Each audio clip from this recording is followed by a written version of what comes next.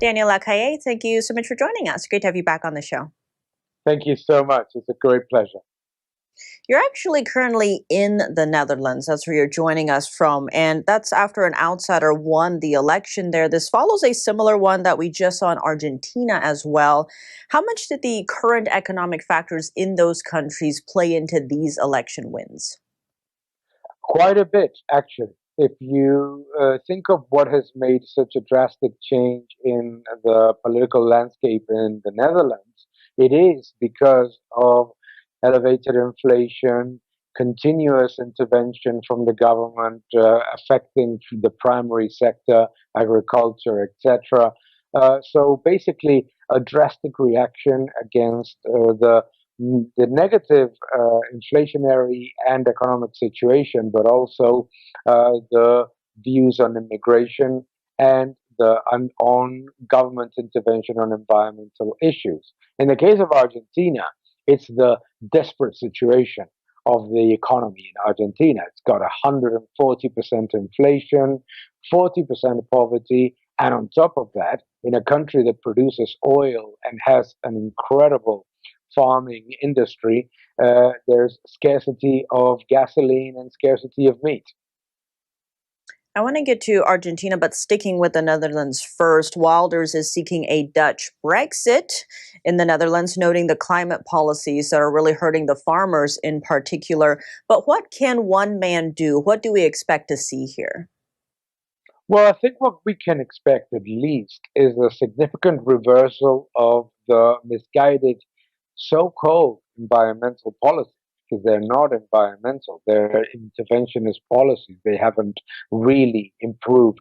In fact, they have worsened the situation for the people in the Netherlands. So I think quite a big reversal in that front, and quite a strong reversal as well in both the economic policies inside the Netherlands, but also regarding the European Union, because the Netherlands is suffering elevated inflation because of the monetary policy of the European Central Bank, and also a dire economic environment when it should not be in such a situation due to the many of the policies that have been imported from the European Union. So all those things can be tweaked and at least improved upon.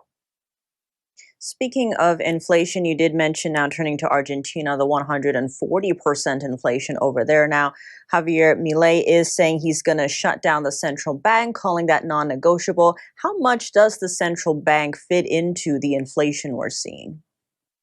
Well, certainly the central bank is one side of the coin, and a very important one, obviously printing pesos in a way that is completely incredible. But that's one side of the coin. The other side of the coin is fiscal policy. It's a country that has more protectionist measures than many of the communist regimes that we know, like Cuba or North Korea.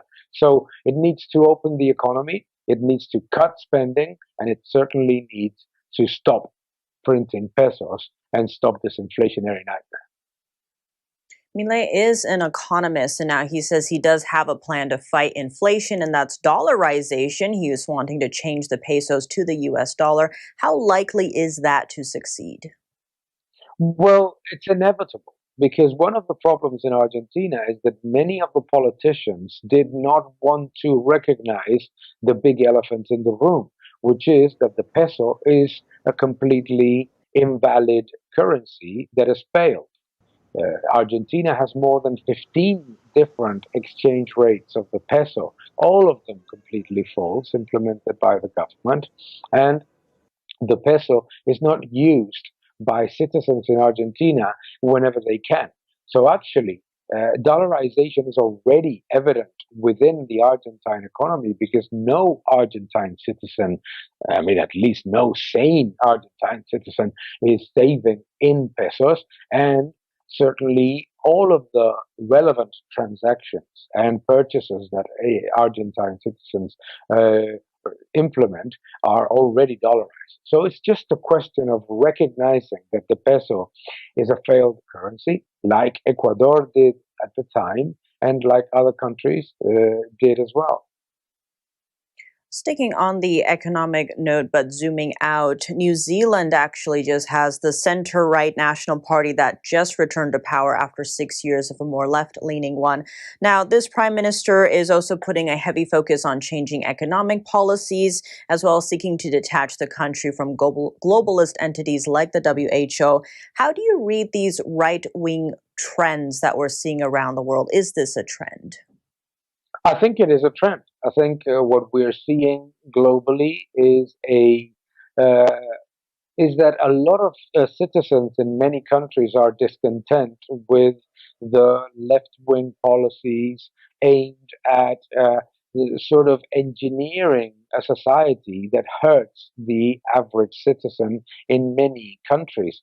The middle class is being obliterated.